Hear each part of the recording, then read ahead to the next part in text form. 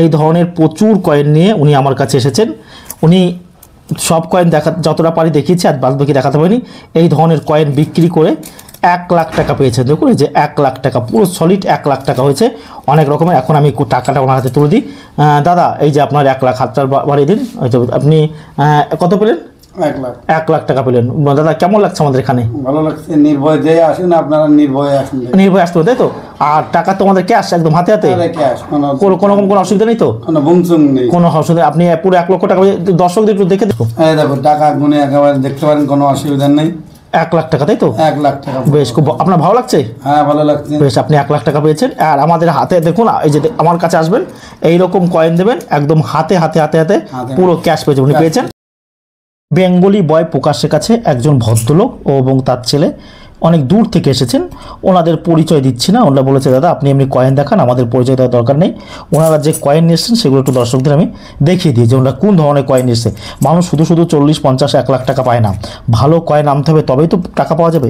এই যে কয়েনগুলো আপনারা দেখছেন নিচে, এগুলো সব 1950 সাল আর 1962 সালের 1 টাকার কয়েন। এই ধরনের কয়েনের কী দাম আছে? 1950 সালের। এগুলো কিন্তু চুম্বক দ্বারা আকৃষ্ট হবে, অর্থাৎ ম্যাগনেটে ধরে। একটু ব্যাপার একটু বুঝিয়ে দিই। দেখুন এগুলো কিন্তু সবই দেখুন ম্যাগনেটে আকর্ষণ করে বা ম্যাগনেটে ধরে এগুলো। এখন এই কয়েনগুলো কী দাম আছে সেই সম্পর্কে জানার আগে ভিডিওটি ভালো লাগলে অতি অবশ্যই আমাদের চ্যানেলটা সাবস্ক্রাইব করবেন, কারণ আমাদের চ্যানেলের মাধ্যমে আপনারা বিভিন্ন কয়েন ও নোট সম্পর্কে কিন্তু জানতে পারেন। 1950 সালে 1 টাকার কয়েন, এগুলো 100 টাকা, 150 টাকা, 200 টাকা প্রতি পিস। আর 1962 সালে 1 টাকার কয়েন, এগুলো কিন্তু 100 টাকা করে কিন্তু প্রতি পিস বিক্রি হয়। দামে বনিব না হলে আপনি বিক্রি করবেন, না হলে কিন্তু বিক্রি করার কোনো প্রয়োজন নেই। এগুলো অনেকগুলো নিয়ে এসছেন। তারপরে আরও কিছু কয়েন দেখতে পাচ্ছি। এই দেখুন কতগুলো করে কয়েন আমরা কিছু তুলে নিই হাতে। সব কয়েন দেখাতে পারবো না, কারণ হাতে সময় খুবই কম। জর্জ 6 কিংয়ের 1 রুপি ইন্ডিয়া 1944। এই দেখুন। আবার এই যে এটাও দেখুন 1944। আরও অনেক রকমের বিভিন্ন রকমের কয়েন আছে। 1944, 1945, তারপর হচ্ছে এই দেখুন 1945, 1944, তারপরে অনেক রকমের কয়েন দেখছি। 1941, 1914। আমি জর্জ 6 কিংয়ের কয়েন, এগুলো কিন্তু জর্জ 6 কিংয়ের সময়কাল ছিল। আপনারা জানবেন যে 1936 সাল থেকে 1947 সাল পর্যন্ত। কারণ 1947 সালে এনার যে কয়েন পাই সেটা বাঘ মার্কা কয়েন, বাঘ আঁকা। দেখবেন পিছনে রয়্যাল বেঙ্গল টাইগার, ওটা কিন্তু সিংহ। অনেকে বলে বাঘ, কিন্তু ওটা সিংহ আঁকা 1 টাকার কয়েন নিকেলের। এখন এই ধরনের কয়েনের কী দাম আছে? এই কয়েনগুলো আপনারা আমাদের কাছে 400 টাকা থেকে 500 টাকা প্রতি পিস বিক্রি করতে পারবেন। এগুলো কিন্তু 1 টাকার কয়েন, এগুলো 1 টাকার কয়েন। তারপরে আরও জর্জ 5th কিংয়ের 1 টাকার কয়েন। দেখুন সালটা দেখুন, 1 রুপি ইন্ডিয়া 1914।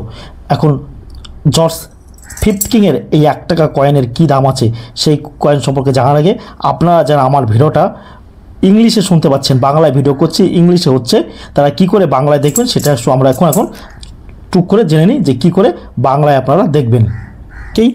কিছুদিন ধরে আপনারা অনেকেই কমেন্টে লিখছেন দাদা আপনার ভিডিওগুলো আমি বাংলায় করেছেন কিন্তু ইংরেজিতে কেন হচ্ছে? ঠিকই বলেছেন, কেন হচ্ছে দেখুন। প্রকাশ আমাদের চ্যানেলের নাম। এই দেখুন আমি ভিডিও করেছি, এখন এটা ইউটিউব থেকে একটা আপডেট নিয়ে এসেছি। কী আপডেটটা একটু ভালো করে আপনাদের দেখিয়ে দিই। যে আমি যখন বাংলায় ভিডিওটা করছি তখন কিন্তু আপনাকে ভাষা যদি আপনার ইংরেজি থাকে তাহলে ওটা ইংরেজি হবে, যাতে সারা পৃথিবীর লোক দেখতে পায়। দেখুন আমি আমার এই ভিডিওটা একটু চালাচ্ছি, আপনারা দেখলেই ব্যাপারটা আরও ক্লিয়ার করে বুঝতে পারবেন। আপনি ভালো করে শুনবেন। An aunt came to me from a long distance. I will take her identity. And where are you coming from? Where do you live?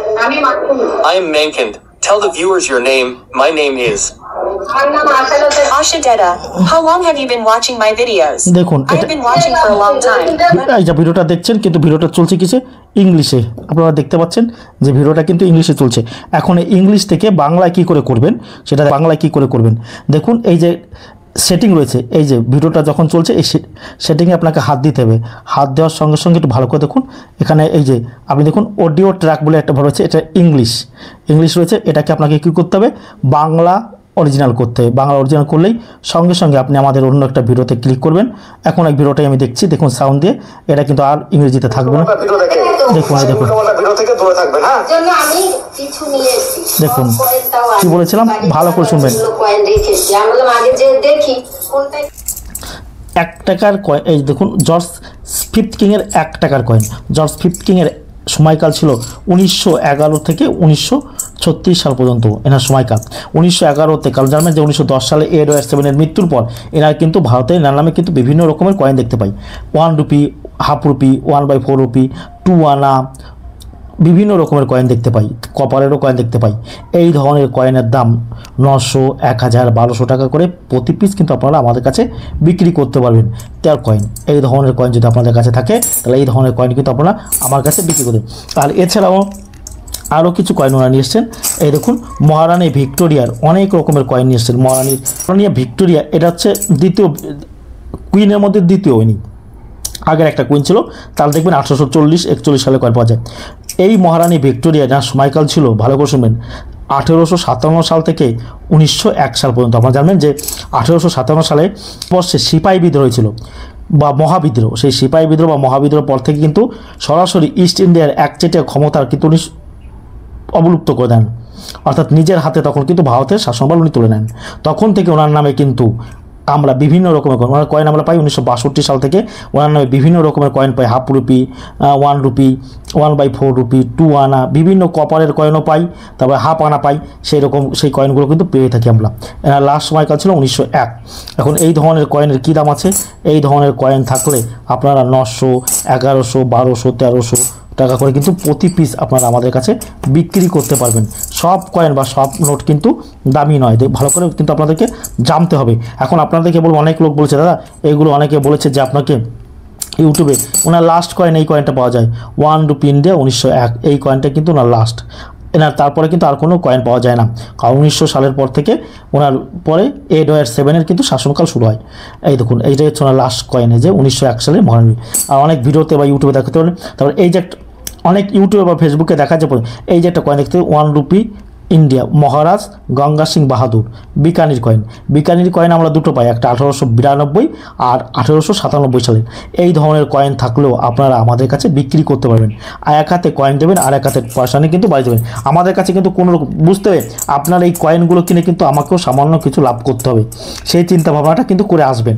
এখন আপনি যদি ভাবেন যে দাদা আমি সব লাভ করবো আপনার, তাহলে আমাদের এত প্রচেষ্টা করে কি লাভ বলুন।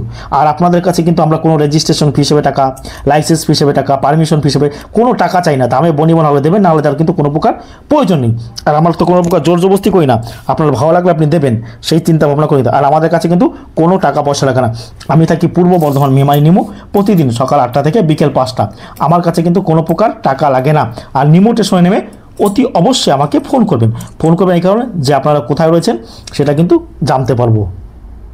শুনবেন, হাওড়া থেকে বা শিয়ালদা থেকে যারা আমার কাছে আসছেন তারা নিমু স্টেশনে নেমে কিন্তু এরকম ওভারব্রিজের কাছে এরকম পিছনের দিকে আসবেন, পিছনের দিকে ওভারব্রিজের পিছনের দিকে আপনারা কিন্তু আসবেন। ভালো করে দেখবেন, এই হচ্ছে ওভারব্রিজ আমাদের, দেখতে পাচ্ছেন, এই দিকে আসবেন। যারা শিয়ালদা, হাওড়া, কৃষ্ণনগর থেকে যারা আমার কাছে আসছেন এইভাবে আসবেন, এসে এইখান দিয়ে কিন্তু আপনারা নেমে পড়বেন, এইখান দিয়ে নেমে পড়বেন। দেখুন এখান দিয়ে চলে যাবেন, এই রেল লাইনটা টপকাবেন, এটা টপকাতে হবে আপনাদেরকে, এটা টপকে যেতে হবে, এটা আপনাদেরকে টপকাতে হবে কিন্তু। হ্যাঁ, এটা পার করবেন, পার করে এটা দিয়ে হেঁটে কীভাবে যাবেন দেখুন। টোটো স্ট্যান্ডে কাউকে জিজ্ঞাসা করার কোনো প্রয়োজন নেই, কী করে আপনারা টোটো স্ট্যান্ডে যাবেন, এইভাবে হেঁটে যাবেন। দেখুন, দেখতে পাচ্ছেন এখানে অ্যাভেলেবেল টোটো রয়েছে, যদিও এই টোটোগুলো এখানে থাকবে না। এই দেখুন ওভারব্রিজের তলা দিয়ে যাবেন, ভালো করে শুনুন। এই দেখুন, এই যে একটা মায়ের মন্দির রয়েছে, এই যে একটা মায়ের মন্দির দেখতে পাচ্ছেন, এইখানেও দাঁড়াবেন না, এই যে বাথরুম, এইখান দিয়ে আপনারা হেঁটে হেঁটে যাবেন, ভালো করে শুনুন। আর এই সামনে হচ্ছে টিকিট কাউন্টার, ওটা দিয়েও আপনারা যাবেন না, টিকিট কাউন্টারে ওখানে যাবেন না, ঠিক এইখানে যাবেন। এই দেখুন, এইখানে কিন্তু সাইকেল, কতগুলো মোটরসাইকেল রয়েছে, সাইকেল গ্যারেজ, ভালো করে দেখুন। আপনারা যারা আমার কাছে আসছেন কৃষ্ণনগর, শিয়ালদা, হাওড়া থেকে যারা আমার কাছে আসছেন, এইখান দিয়ে হেঁটে যাবেন, ভালো করে দেখুন, এইখান দিয়ে হেঁটে যাবেন। আর এটা হচ্ছে সাইকেল গ্যারেজ, মোটরসাইকেল গ্যারেজ, এই যে দেখুন, ভালো করে দেখবেন, এটা মোটরসাইকেল বা সাইকেল গ্যারেজ। যারা কৃষ্ণনগর, শিয়ালদা, হাওড়া থেকে আসছেন এইখানে আসবেন। এই যে দেখুন, এইখানে টোটো দাঁড়িয়ে থাকে, এই যে দেখুন, এনাদের কাছে আমার কথা বলবেন। যদি এনারা আমাকে না চিনতে পারে আমাকে ফোন করবেন। এই যে দেখুন টোটো স্ট্যান্ড রয়েছে দাঁড়িয়ে, এই যে হচ্ছে টোটো স্ট্যান্ড। যারা শিয়ালদা, কৃষ্ণনগর, হাওড়া থেকে কিন্তু আমার কাছে আসছেন, নামখানা, সুন্দরবন থেকে যারা আসছেন, এই যে দেখুন, এইখানে এসে বলবেন আমি প্রকাশের কাছে যাব, ব্যাস। আর যদি কোনো অসুবিধা হয় আমাদের নাম্বার তো সবসময় চালু রয়েছে, ভালো করে